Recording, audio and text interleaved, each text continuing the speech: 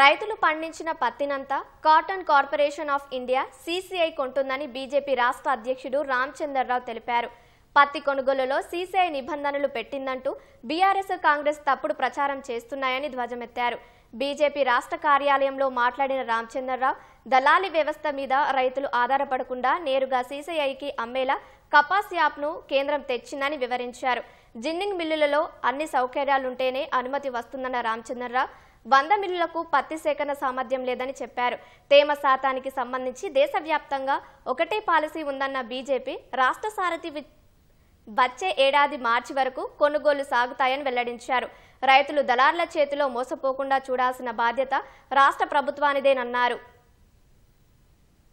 పంజాబ్ లో per acre 530 quintal production ఉంటే హర్యానాలో 7, రాజస్థాన్ లో 7, గుజరాత్ లో 7, మధ్యప్రదేశ్ లో 6, ఈ విధంగా ఆంధ్రప్రదేశ్ లో 9, కర్ణాటకలో 8, తెలంగాణలో మాత్రం 12 క్వింటల్ పర్ ఎకర్ అని ఈల్డ్ చూపెట్టారు.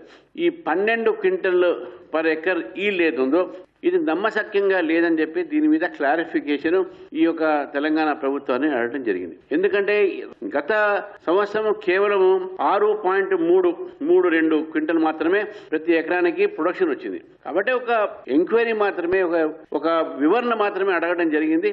దానికి పెద్ద రాద్ధాంగా చేసే ప్రయత్నం చేశారు. కిషన్ రెడ్డి గారు ఇటు అగ్రికల్చర్ మినిస్టర్ తోని అదేవిధంగా మన టెక్స్టైల్ మినిస్ట్రీ తోని అక్కడ సిసిఐ చైర్మన్ తోని మాట్లాడిన తర్వాత వారు మాట్లాడి ఈ యొక్క సమస్యకి ఒక పరిష్కారం తీసుకురావడం జరిగింది. ఈల్డ్ ఎంతైనా గానీ ఏ ఒక రైతు కూడా ప్రధానమంత్రి గారు స్వయంగా మాట్లాడారు. ఏ ఒక రైతు కూడా మేము కొనము అని చెప్పి వాళ్ళ ఫీల్ కావద్దు. ఎంత ప్రొడక్షన్ ఉంటే ఆ రైతు దగ్గర అంత procurement cotton corporation of India చేస్తుంది.